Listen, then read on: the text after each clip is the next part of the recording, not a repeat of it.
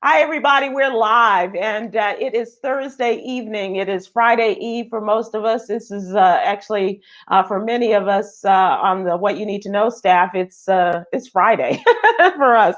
It is our Friday, so we welcome you in on George Wallace Day, and I am so excited. I am so happy to have the beautiful, the gracious, the hilarious, the talented Darlene McCoy. Thank you so much for joining us today. How are you? Thank you for having me, Sybil. I am doing fantastic, and it's so good to see you because you're on my show every single night.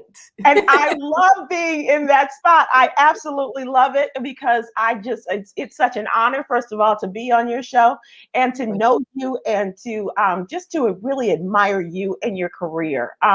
For folks who are watching us tonight and know about Darlene McCoy, and others may not know as much as they thought they knew about Darlene McCoy, the gospel star, the African American female radio evening host of the Darlene McCoy radio experience, I like to call it. And just all of your story, Darlene. And I want people just to understand what a full life you have, because you've touched so many different areas. Have you ever done stand-up comedy is my first question. You know what? I have a couple of times. I've always been nervous about stand-up comedy because it's like, I feel like it's like, okay, that's intimidating. You're going to make me say something instead of me just being relaxed and just being myself. You know, God just gave me a nice little stupid bug. Okay. It just comes with my life and my personality. So, but I have with George Wallace and J. Anthony Brown, we have a show called Two Devils and an Angel. There you go. And we try to market it in a way that we want the audience to guess who the angel is going to be, and not just assume. Because it ain't always you. It might not be me. And with one of the greatest laughs too. I mean, not only do you make people laugh, but you have one of the greatest laughs. I just think it's so infectious. And I'm just wondering, in terms of your coming into this business, did you start out as a gospel singer and then it just kind of went from there? I sure did. And it was the craziest thing. I really feel like I'm some sort of an oxymoron anomaly type chick because I signed to a gospel label. I turned in my record. They told me it was too R&B for gospel. What is gospel? So I became an urban artist on Capitol Urban. Okay. So my music was shot to the R&B charts, was going up the Billboard charts, but it's clearly gospel because that's what all I'm saying, you know. But the beautiful thing is I was in Atlanta, Georgia, doing a live band set for the R&B station here. And Derek Harper, who is the PD, he was the PD for the R&B and the gospel station, pulled me to the side. And he was like, you know, we really think you have a good personality, that you should try radio. And he gave me and Canton Jones a weekend show that we did for we was just voice tracking for like a year. And then the midday position came open on gospel. And I was a little apprehensive about that because I'm like, hey, I might be a little bit too edgy for you. Right. Okay, because I'm a real one. So can they handle me? I got to tone down a little bit, but because I mean, God ain't scared of me. Y'all are. Okay. But we know where you're number one. That's right. So yeah, but that's how it all started. You know, it started, you know, as an artist and going into radio. Then I fell in love with radio. I love it. I love to have the opportunity to have a platform to speak to people, to cheer people up, to empower people. Like that actually is just like one of the biggest joys. But with that comes a bit of the personality that is comedic. Right. And sometimes, you know, that may be all people need. That's right. That is laugh. Yeah. Yeah. You know, so but it's been a blessing to me, and you know, hopefully a blessing to so many other people that listen. I'm just really enjoying it, and you know, I don't know what's happened to me though, because all of a sudden, I love to talk all the time. I talk too much. You don't have to get in the midst of me, Sybil, and say, okay, shut up, girl. Okay, I got another question. I get that from my executive producer too. You talk a lot. You got a lot of work, but when you got a lot to say, especially you, Sybil, because I know you're always studying this and studying that, and it comes from you having like a passionate heart for us and for the community. As long as you have, you're extremely connected. So there's so much information that you gather that you want to give. And that I want to share. But you have that too. And not only do you have the comedic edge, Darlene, but you also have a real passion for your people. You too. I mean, I've watched you, especially on Instagram, and sometimes you're like, okay, y'all ready? All right, because here's what I'm gonna give you today. This is what I'm gonna share with you. This is the sister that needs our help. This is the dude. This is the story of the mother and her son. That could be you and me, And so that's really powerful, the way that you bring that to your people as well. I thank you so much, but I really feel like sometimes, as a culture, socially, we get so consumed with everything else that's going on that we forget about what's most important. And we are just in a time and an era that we really have to inform each other of what's actually going on. Sometimes I get on my IG live and I'll say, I'm gonna tell y'all right now, I'm gonna tell you a whole bunch of stuff, but I'm deleting this. Okay, so just a few of you are on here. You're gonna hear me say it. At least I got it off my chest. I don't need the cancel culture coming to talk to me about nothing. Okay. And that's real, Darlene. I mean, in this day and age, and as you talk about the cancel culture, that is real. Is that a concern for you? It is a big concern for me, because I really feel like it's challenging our freedom of speech and freedom of thought. And because everything is on social media, I don't feel like we have enough time to explain ourselves. Right. You see what I mean? Sometimes the thought comes with a lot of context that cannot be communicated socially on social media, and people will get a lot of things wrong. And I think that is I'm a spiritual chick. I feel like the enemy uses that to divide us even more. And we have got to be sharper than that. We've got to be more careful than that with our people, because we all we got. Yeah. You know what I mean? Right. We all we got. If we don't have each other, who? Right. Who's going to have our back? We already know who does not have our back. So I really feel like in our community, we're going to have to be a lot more careful. We're going to have to be a little bit more understanding and listen. I try to see all of us as family members. I have cousins in my life, like real cousins, that I can't stand to talk to because they get on my nerves. You know what I mean? And they say some of the stupidest stuff. Like, I'm serious. Like I got a whole uncle that is racist. Like he says stupid, but at the same time, that's my family. Right. That's my uncle. He has views. I am a little bit more open to hearing what his views are, to try to understand him, because I love him. Right. You see what I mean? Yes. And that's what I feel like is needed within our culture when it comes to that, is a little bit more understanding of why do you think that way, so that we can get to a place of embracing the diversity of all of us. Yeah. In order to unify. I agree with you. I got a cousin, and I never thought that I would have a cousin that voted for Donald Trump. And so it's like, and he and I are my mother was her father's sister, and so we're first cousins, right? And her sister, who I'm really close to as well, is like, you got to talk to her. We got to get on the phone. We have to do whatever we have to do to change her mind. She did not. She voted for Donald Trump in 2016 and in 2020. And we're still, and she's still, going with the whole fake news and the election fraud and all that kind of stuff.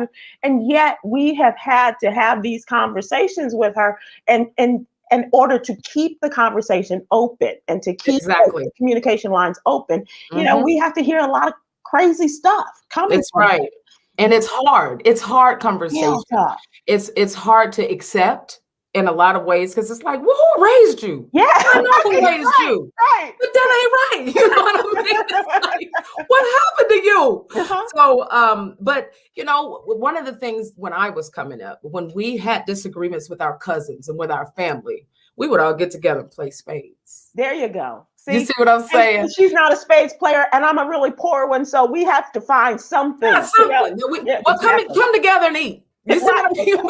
Just come together and have conversation. And I don't think, and this is why I really thank God for your platform as well, Sybil, because we have platforms that we could welcome those kinds of conversations to where we can listen and we can challenge with our questioning, and not to be right and not to prove them wrong, but to try to find an understanding and to find a common ground. That's right. Yes, find an understanding and find common ground with one another. Because I really feel like, as I said, we are, we got. That's the only thing that we need in order to continue to progress, because we have to address the issues that are at hand that are so important. Right. They are so important, and we don't want to miss it bickering for getting caught up in the BS of it all, and the all the minutia and crazy stuff that comes at you all the time. You got to clear that out. Got to clear it out. Yeah. That's right. I was thinking about that last night, Darlene, and this has nothing to do with our conversation, but it does bring to mind. Yesterday was the 5th anniversary of the ambush on Dallas police officers in downtown Dallas, and they were out there, and they were there was a march by Black people primarily, but talking about Black people being killed by police. And so in the middle of this march, a young Black man had an incredible automatic ambush of the police. And so what has come out of this is the relationships between people who are on opposite sides. There was a story of a Black woman who was marching against the police, and there was the police who saved her life. Wow. And they both came, and they have remained friends over the years, inviting each other to their weddings and family events. Wow. And that's what we need more of. Not within our families, but also those people who are outside, and we may not get it, but we need that conversation in order to find some commonality. That's exactly right. That's I had a song on my first record called UNITY, starts with you and I. And that particular song was inspired by the Hurricane Katrina tragedy. And because I remember I was in the studio, I was watching on CNN all of these people that were in the Superdome in New Orleans. Sure, yeah. But I sat there and looked at the reality that in this devastation and in this tragedy, you've got drug dealers and doctors under the same roof. You've got preachers and you've got prostitutes under the same roof. You've got the racist and you've got the Black race under the same roof. Okay. And there's one thing that brings commonality to all of them. They're hoping that somebody can help them. Yeah. Okay. Yeah. And this is where a lot of time we find common ground in a tragedy. Yep. And when we can just really humble ourselves and realize, hey, I need you and you need me. You know what I mean? And it's like, we really have an opportunity, as I said in the song, to have our own brand of one. Yeah. Our own brand of oneness, if we can just understand that in humanity, there's one thing that all of us on this day can just agree with. We don't know what tomorrow is going to bring. Amen. Amen. Come on, Pastor Darlene.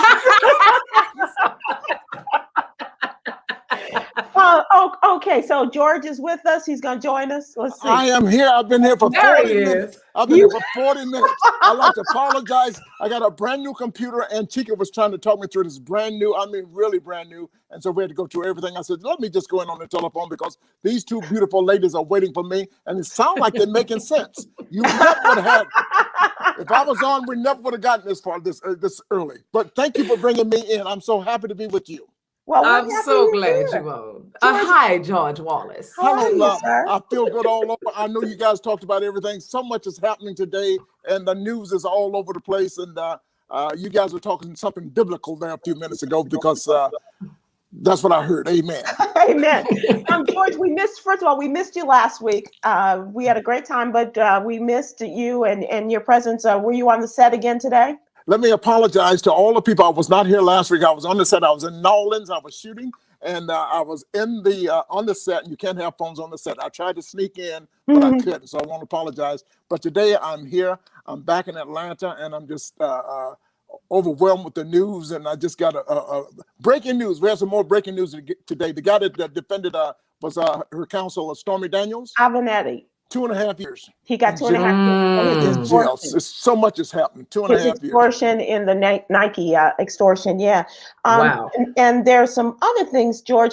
Normally, Darlene, we got so far into our conversation, and this is the time we talk about the topical news. And I wanted to talk to you because, George, we talked to individuals, but I wanted to get your take on the whole Bill Cosby situation. And now, and Darlene, you as well, because we were talking about social media and hearing what people are saying. And I think that last week with Phylicia Rashad, as well as Mr. Cosby, there were a lot of things that were said or tweeted, and just things just kind of grew exponentially, if you will, in the response. But now we're at a point where Bill Cosby has now been out of prison for a week. And Dr. Puddin' Pop. We like to call him Dr. Puddin' Pop. Okay. Well, as you call him, is wanting to get back into show business right away now that he's out, and his PR person, Andrew Wyatt, that we know, says that he wants to get back on the road and tell jokes and things like that. And so my question to you, George, is, as the greatest comedian of our time, would you welcome him back into the fold, or is that not a good idea? Well, I think it's his choice. Personally, I think he did something wrong, and I think maybe he should be doing time. That's all I'm saying. I could be wrong. This is not a black situation here. Okay, when you do wrong, you got to pay for it. You do the crime, you got to pay the time. And I knew one of the ladies. I knew she wasn't lying. That's all I'm saying. Okay, Phylicia Rashad. I think she may have spoken a little too early. She should not have said anything. But just glad he's out. That'd have been good for me. But as far as he doing the shows, I think it's going to be hard for him to do a show because there's going to be so many protesters there. Unless he has some kind of statement to sign, you can't come in. If you disrupt the show, you will be arrested and fined maybe $10,000. Otherwise, the show is not going to work. I know he wants to do comedy because that is in us. We love to do jokes. And I'm sure he's got a lot of jokes, many jokes he's written. And he'll probably be walking on stage by himself. I don't even know whether he's still blind or not. Is he still blind? He still looks to be a little having a little difficulty with his eyesight. But this is very big for Bill Cosby. I know he wants to go back out there and do jokes. And personally, I want to go here. So would you pay, George? Hell no, I'm gonna go to the back door. You must be out of your damn. I forgot we got a Christian lady over. I'm gonna start the cuss already. Right. Yeah. George, we lost you. We lost your audio. Oh. We can't hear you. But Am I back now? Darlene, tell me, what do you think? Would you go? Would you see him? Where are you on this? Well, I am just a yes or no. All we want is a yes or no. I'm gonna talk. I'm gonna talk to you. George. Would I see him? I'm not sure, because I'm wondering if anyone has caught him up on the changes that have happened since he's been behind bars. Like, there is not a whole lot to joke about from him. Exactly. At this particular time. I think that, people really would like to hear what he has to say about these charges and these women. But I, on the other hand, I love Bill Cosby. Like, it's a horrible thing that this has happened, but it's something that's happened that I hope that he doesn't feel like he's the same Bill Cosby from back in the 80s. He's not Cliff Huxtable. Right. I know Claire Huxtable spoke up, but you ain't Cliff, bro. Okay. Right. So, I think that there's a humbling that's going to have to happen. He still has his following, and trust me, those people will be there. I guarantee you, Sybil, if he starts the show, he will be sold out day one. He will be sold out day one. So. I think that people want to know what he's going to say. Yeah, for sure. That's my position. For sure. He shouldn't bring up the case at all. Curiosity, if nothing else. He shouldn't That's bring up the case at all. Just do your jokes. Just do your jokes. Don't bring up the case. That's the worst thing you could do. Forget that. That's all over. You out of jail. Be proud. Talk about trying to get a contract with Jello again and Del Monte. try to sell some beans. That's what he need to do. Try to sell some beans. Right. And Dr. Pudding Pop. Yep. That's right. And like we were talking earlier, Sybil, they need to school him on the cancel culture. Yeah, for sure. He came out and in his defense of Phylicia Rashad, was calling the mainstream media, he was calling us insurrectionists and saying that we are the new insurrectionists. And so he's, putting the spin on how he feels that he has been treated and comparing himself, I guess, to Donald Trump in some respects. I don't know, but I do know this. Everybody needs a Phylicia Rashad in their corner. Amen. I know I do. But that is usually your mama. That is usually your mama. Otherwise, you keep your damn mouth shut. Excuse me, church lady. But if you don't have your mama, George, you need somebody. And I've got that Phylicia Rashad. I think that we all can look to that person. That is true. Rashad. But I'm really sorry because this is the part of social media that I don't like.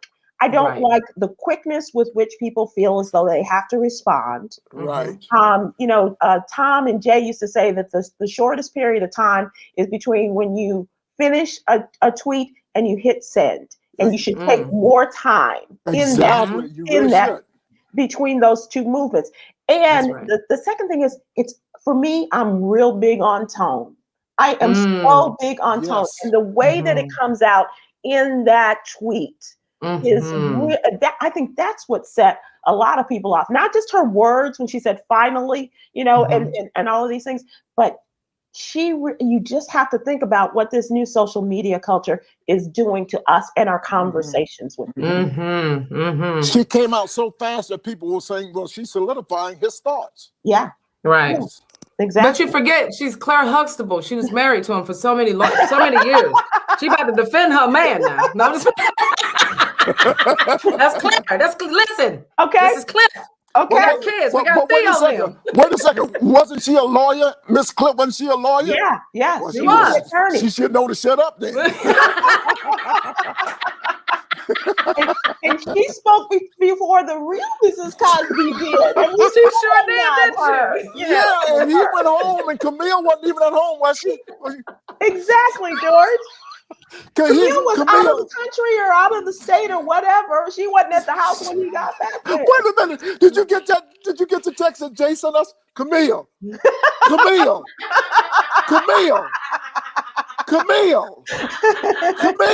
And someone Jay said, that bitch hear me calling her. Camille. Well, Jay Camille like, he out? Oh, okay. Oh, son of a gun, he did get out, didn't he? Well, let me pack my things and head on back. Camille is going, oh, hell no, I got company now. I got to do everything. He's coming back home. He's got to call the kids and everything. He's home. Yeah, daddy's home. Okay. But will she catch hell, Sybil? Will she catch hell if she walks the streets? When she goes out, when she be Mrs. Cosby? Yeah.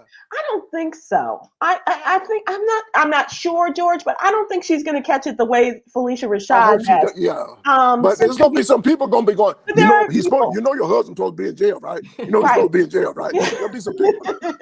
She's going to go, I didn't want him to come home either. What she knew, and what she allowed to happen in her house. Right. Because these things, some of these things did happen in her home. In her home. This deep. And she knew about it, but that's not our business. Let me go back to that part. What happened in her home, that is not my business. Let me say that.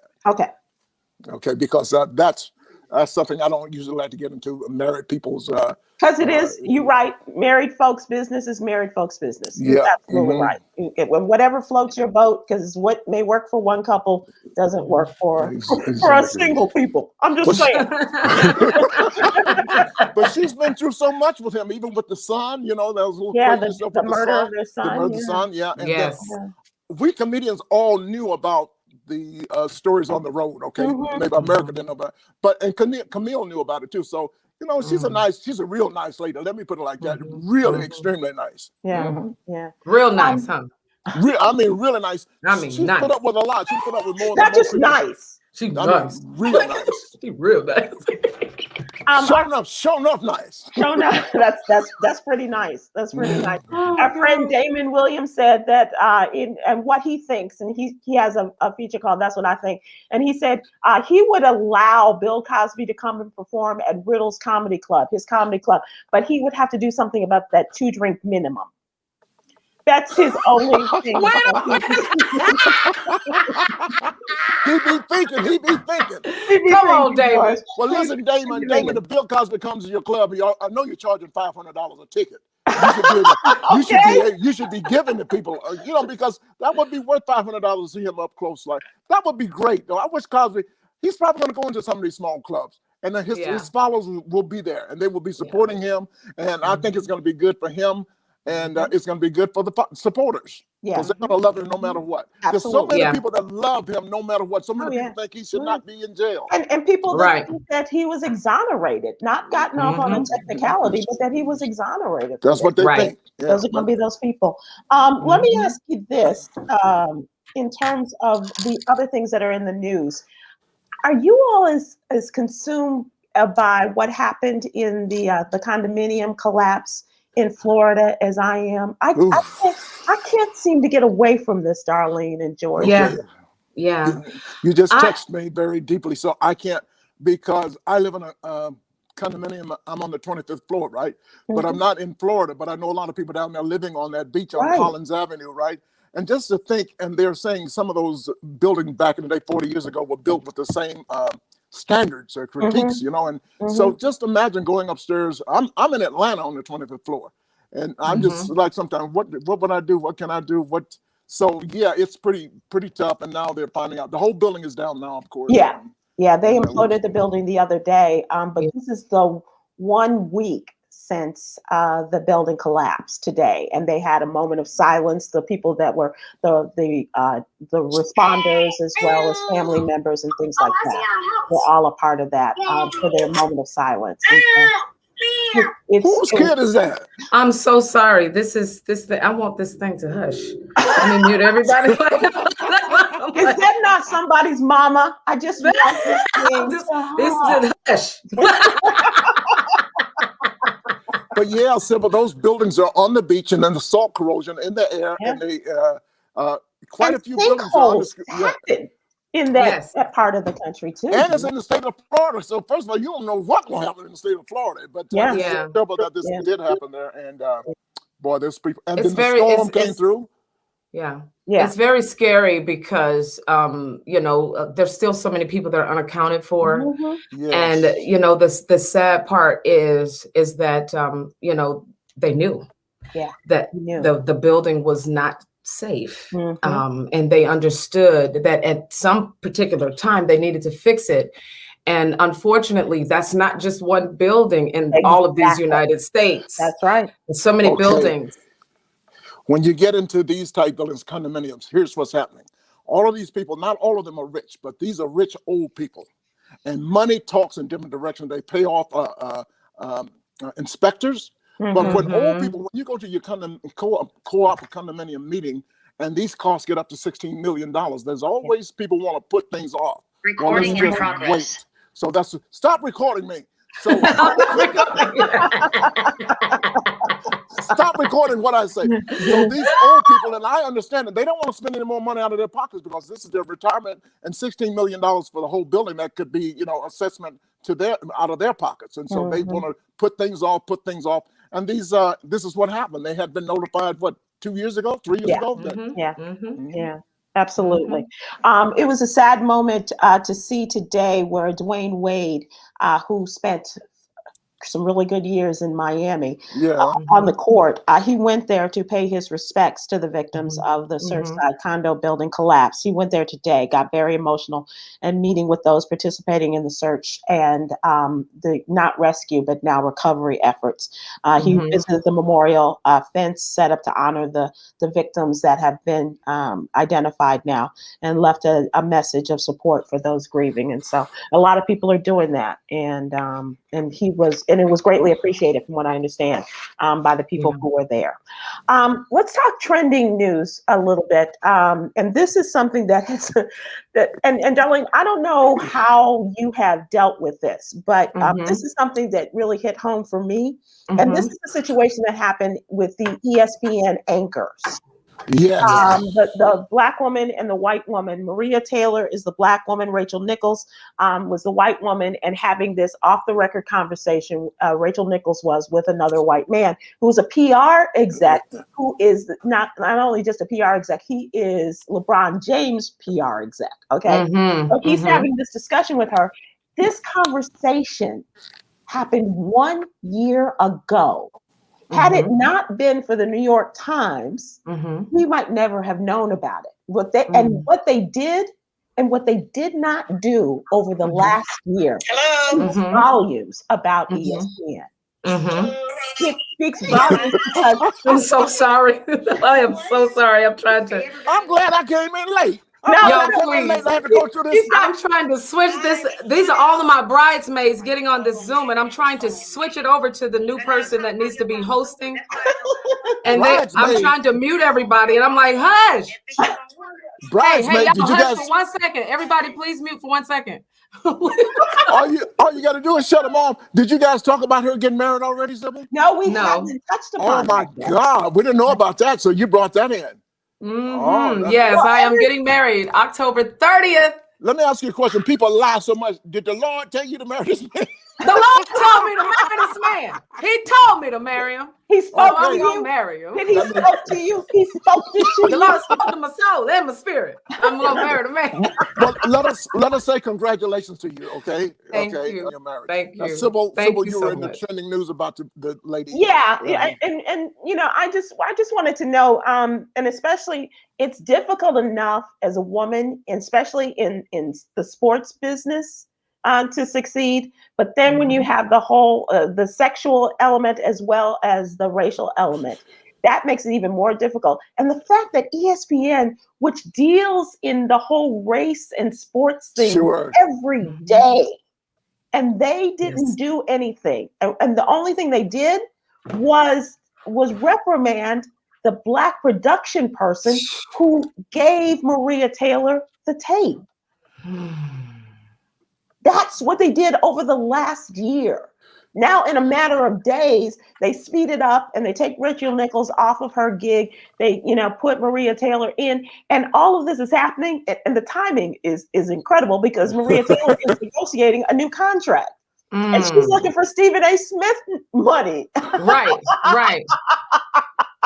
And if she doesn't get it, somebody else is going to come up and give her that. And then they brought in a new little black lady to. Yes, to fill in to take the place of Rachel Nichols. It's this whole thing in terms of ESPN and Disney, which owns ESPN and ABC and all of this. This is what's going on behind the scenes that a lot of us have had to deal with day in and day out. I think about somebody like exposure. Yes. It's exposure. It is exposure, and it's much needed. It's really hard to watch, but necessary to see for so many people that have been watching story after story after story. This whole racism thing, it's got to come to a halt, because there are a lot of people that kind of swept all of this under the rug as if, just black people are always complaining about this and this. It's like, no, we've normalized, we have had to normalize this because it's been normal for so long, but now all of this exposure is happening. And it's just, as I say, necessary for everyone to see. And you are so right, because the conversation between this white woman and this white man is indicative of what we have told our white friends, especially over the last year. They're like, what can I do? How can I help? And you know what? It's not the conversations you're having with your black friends. That's right. It's conversations you're having with your white friends. That's what they're saying. If you're running for office, stop coming to the black church telling us how much you think about black people. Go to the white churches and talk about it. Talk about that. Those are the ones that need to hear. I'll never forget, I was invited to come to host a town hall meeting with the police officers and the leaders of Atlanta about, the racism and whatnot. And I was just like, can y'all look around you and see that the only people in here are black? Right. Why are we just talking to each other? Because all we can do is complain about the problem and try to have a solution within us. Right. But the solution has to happen on the other side of the table. We need everybody in here. We need everybody. We need everybody in these conversations. So, and as much as we talk about racism, and I may be wrong, but I guarantee you 5 years from today, we will be talking about the same thing. 5 years from we're talking. That's amazing. And who will be talking about this racism issue? Who will be in the White House? Who will be in the governor's seats? Who will be in the mayor's offices as we are having these discussions? This is really important and this is real. As we are talking about who's in charge here and what they're doing, this is really important that we talk about the different the different parties, the different colors, and the issues that are involved. Sybil, you are so right now, because 4 years from now, or even 3 years from now, whenever the next election is, this takes us all back to voting. This is so important. We just everything we do takes us back to voting right now, and we know voting matters. So especially for us, we have got to make this happen. We have got to vote like we've never voted before. And George, I'm going to tell you, like you tell us every week, young people have got to be involved because they are the ones that are going to make the change that is going to make the difference for them in their lives, in the next generations to come. And I'm going to say this, George and I are in the same state that was flipped. We are in Georgia. And if you can't open your eyes and see that your vote counts, especially in Georgia told a story. And then it was exposed that the power struggle, in those Senate seats and in the governor's seat even, because now there's an intimidation that, now that it's blue, this is intimidating our seats. We may lose our seats. So now we have to inflict new laws for voting. And we need people that are not just voting, but passionate about being a part of the entire process. That's right. And understanding and staying connected to what's coming up and what's going on next. Because just as you said, Sybil, we need everybody. We need our young people. We need our young people that are 18 to be educated on this, and not to give up. We have some people that still are saying, my vote doesn't count. Right. You gotta be kidding me. Exactly. Did you see what just happened? Exactly. It Example counts. number one. Exactly. That's exactly right. Exactly. And on the other side of that, I'm in one of the most oppressive states in Texas, where they are trying everything they can in order to take more of the votes away. Just as you all did, not you all, but as your state legislators did in terms of, you can't bring food, you can't bring water, and now we can't harvest votes, as they call it, ballot harvesting and things like that. The Democrats stood up and they stood strong in the state legislature and really disappointed the governor and all the other Republicans so much that they had to call a special legislative session, which is now going to be underway. So all of these things, you got to pay attention to this and get involved in whatever way we can. And I can't encourage people, that's right, people enough to do this. And so, we can't hear you, George. George, we can't hear you. No, George, we're going to move to the What You Need to Know newsletter, because there is going to be a new mayor in the city of New York. And by all accounts, it's going to be a Black man. And for the second time, there will be a Black mayor of New York City, and his name is Eric Adams. He's a former New York police captain. He's president of one of the boroughs there, the Brooklyn borough president, and he won this crazy ranked choice ballot election amongst the Democrats. And so he's going to, do you guys remember Curtis Sliwa? You remember? I don't. He was a part of the Guardian Angels, and he when New York was going through their horrific violence and things on the streets, he was one of the guys in the Red Berets. They used to go around and they called themselves the protectors of the city of New York. Curtis Lee is now a Republican, and so he's going to be running against Eric Davis in this campaign. George, we still can't hear you. Oh, there he is. No. We can't hear you. No. Press unmute. Eric Adams is. How about now? Can you hear me now? There we go. We can hear you now. That's on regular cell phone, so I'm going to be a little distance from you, but I'm here. Oh, right, because you probably got calls and stuff coming in. It's crazy. Yeah. Got them calls coming in. That's going to be wonderful. He's got a tough job. That's tougher than being president of the United States in some ways. New York City is pretty especially New York. Yeah. Oh, yeah. Especially that's what's happening right now, and the policemen there, the people that live there, the race issues they have in New York City. It's a great city, but it's certainly one of the toughest jobs. I think it's tougher than being president. In some ways. Well, and look where it takes you. Rudy Giuliani was known as the mayor of New York too. Yes, it was. Thank God he just got disbarred in Washington, D.C. That's good too. Yeah. Praise God. Yep. Do it, Jesus. Won't he do it? Won't he do it? Hallelujah. George, I also want to talk about social justice in the NBA. They have a new award that they have named in Kareem Abdul-Jabbar's honor. And this is regarding the values of equality, respect, and inclusion. And it's in respect to Abdul-Jabbar's mission in terms of civil rights and social justice. And so they just named Carmelo Anthony as the first winner, the inaugural winner of the Kareem Abdul-Jabbar Social Justice Award. And a number of people were nominated for this, and it came down to Carmelo Anthony, who is a journeyman. He's been on a number of teams, as you know, but along the way, he has built up his credibility in terms of the things that he has done in terms of social justice. And so his organization, which is an arts organization in Portland, is going to get $100,000 on his behalf and other young men on the teams. It's the Portland Art Museum's Black Arts and Experiences Initiative will get the $100,000. And the other gentlemen who were the finalists for this, including Harrison Barnes, Tobias Harris, Milwaukee Bucks star Drew Holiday, and warrior Juan Toscano Anderson. Their charities will get $25,000 each. So it's really cool. That is amazing. That is amazing. And his wife, is he getting a divorce soon? Yeah, but this has nothing to do with the divorce settlement. Well, he's gonna need that money, that $100. He's gonna need it. He can't use that though. Because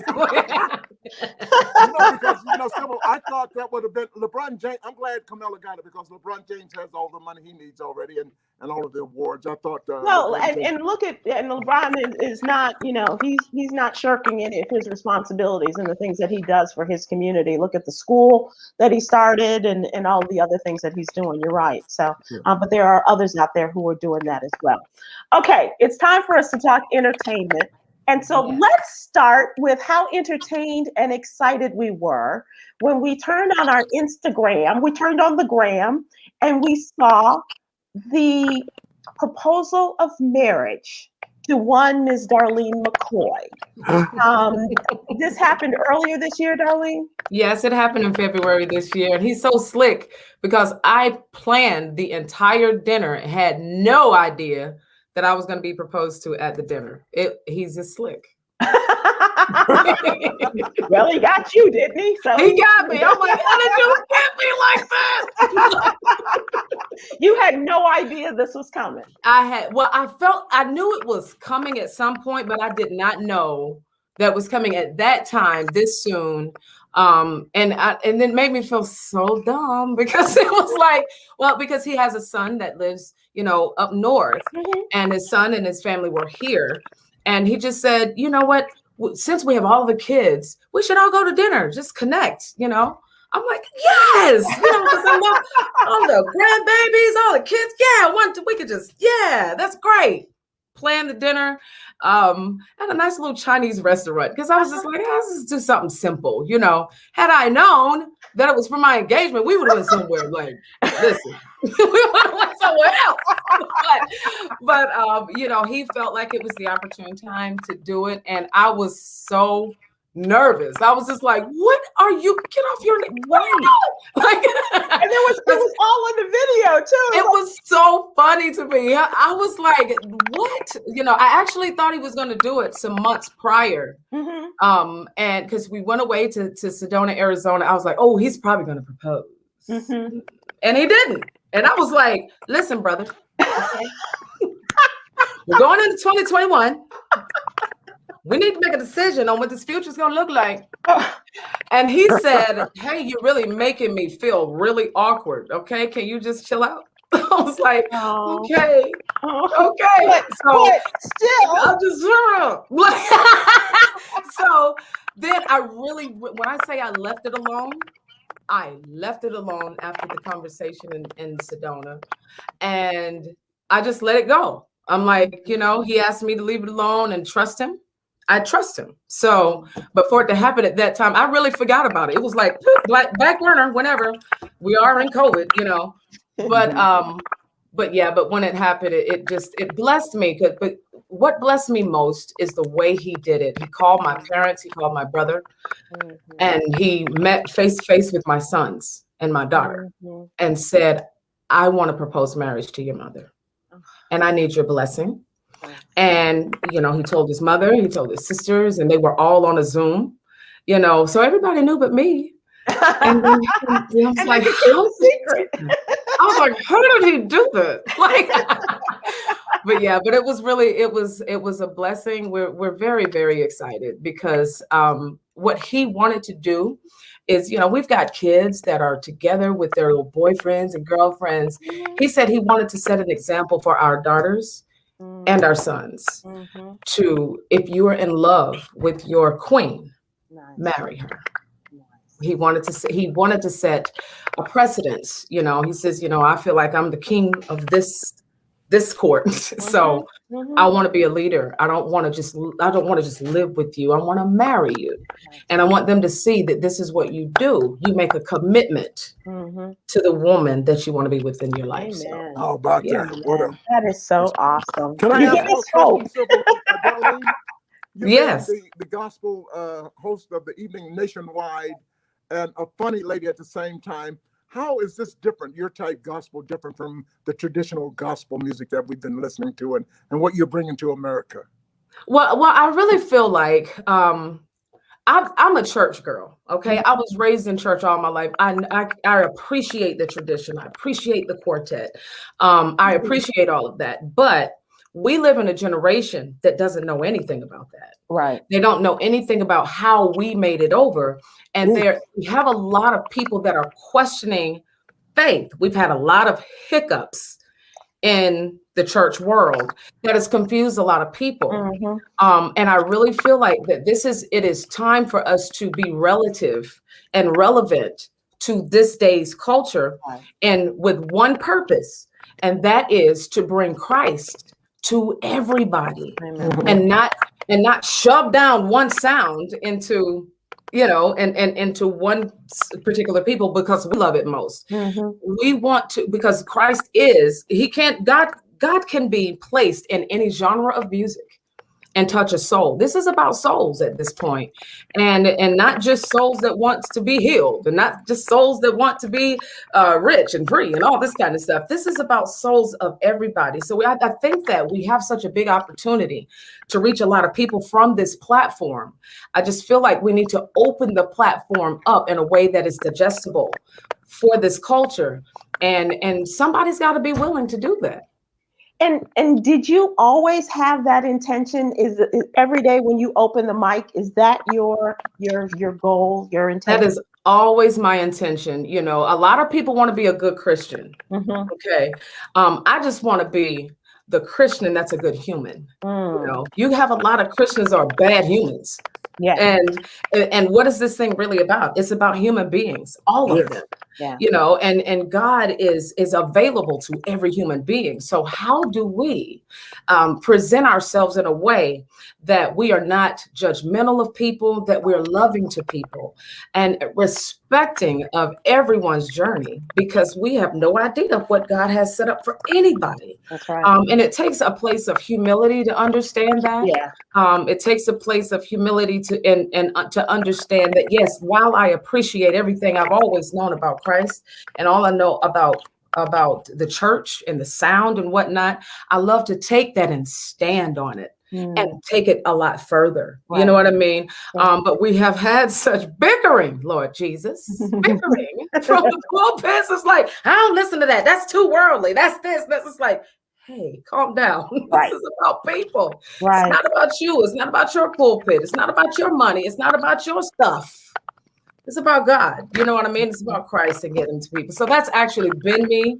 I've had several experiences when I came out.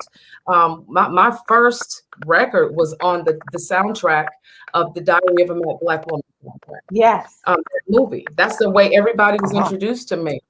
And that was just kind of like, that's a gospel artist on doing this with, you know, your Cheryl Pepsi Rileys or NDREs. And it's like, I really felt like God was positioning me to be accepted in more than just church. So, yeah. That's awesome. That is so awesome. For people who want to listen to you, how do they find you?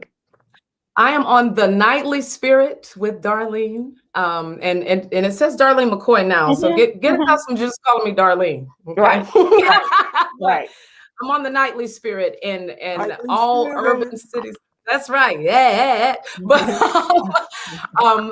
what they can do is actually follow me on Instagram at Darlene McCoy, and look for The Nightly Spirit in the city near you. We're in urban cities all across the country. I'm also on weekends on the top 15 with your girl Darlene, giving you the top 15 inspirational hits in the country.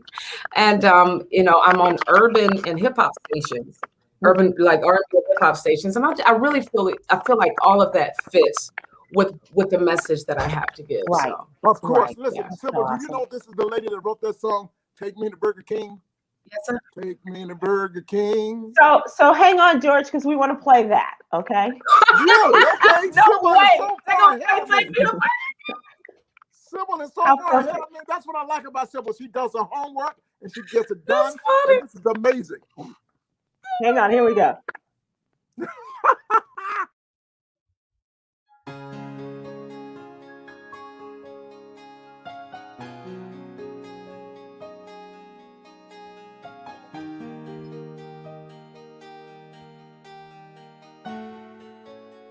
Take me to Burger King. I don't have much to bring. I'll tear a burger to pieces and some onion rings. Take me to Burger King. Need some hot fries. Options are few. It's getting late. Dude, where are you? Taco Bell down, Domino's too. I can't fake what's left to do. So hungry I'm weak, no strength to drive. Can't find a ride as much as I'm trying. And my stomach refuses to be quiet. A Whopper will change my life. Take me to Burger King. I don't have much to bring. I'll tear a burger to pieces and some onion rings. Lay me at the door and leave me alone to get gaze upon their combos. A 3 or number 1. Please take me to Burger King. Truth is, it's time to stop playing that game. I need a burger for my hunger pain. I'm calling you right now. Please answer my call.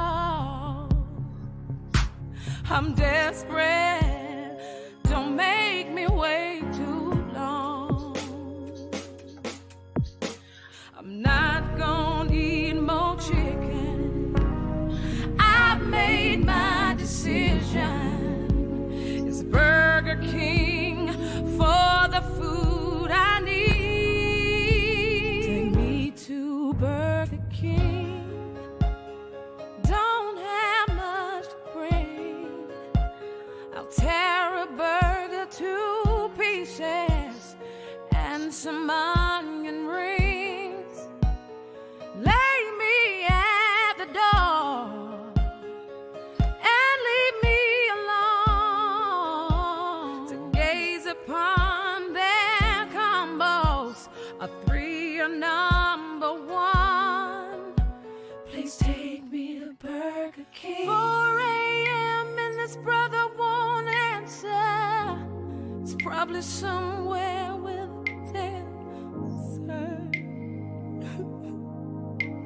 I'm hungry.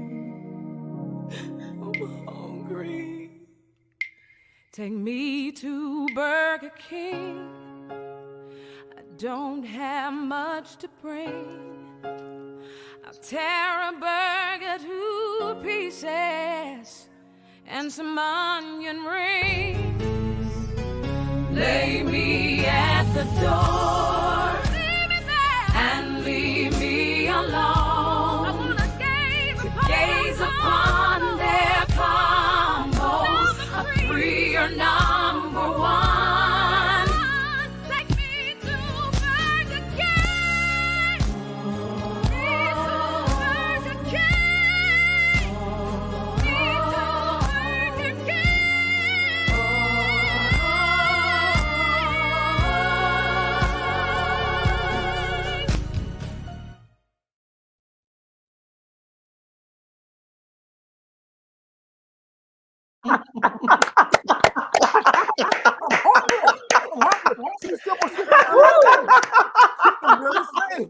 Holla That's at your girl. so much fun. Boy, that's so much fun. I got to write some more of them.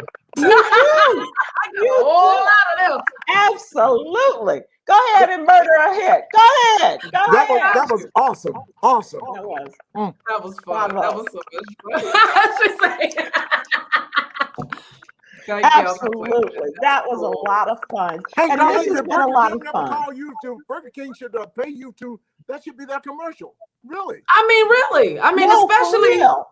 man, listen, I've been trying to tell folks that somebody ain't listening to me. Because I turned vegetarian. They have the Impossible Burger. Right? Take me to Burger King. What's Yes. wrong with y'all? Oh my God. It's possible with the Impossible Burger. Come You see on. what I mean? So take me to Burger King so I can get my Impossible Burger. Bravo. Bravo.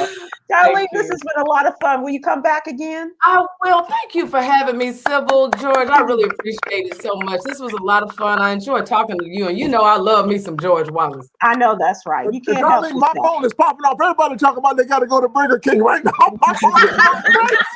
People down in Florida, Deacon Moore, people from California, Larry London from Dallas, Texas, everybody. Hey, Larry Lundy. They're going crazy here, Sybil, on that song. That's amazing.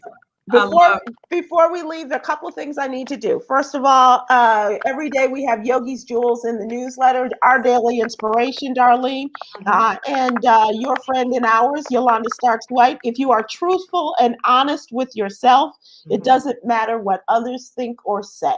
That's right. That's today's thought. If you're truthful and honest with yourself, it doesn't matter what others think or say. And that is the truth. That's why I don't care. I don't play by the rules. Get your copy of Bull Twit. That's Bull Twit. I did not say Bull because the gospel lady is on. Bull Twit, GeorgeWallace.net, and because I don't play by the rules, okay?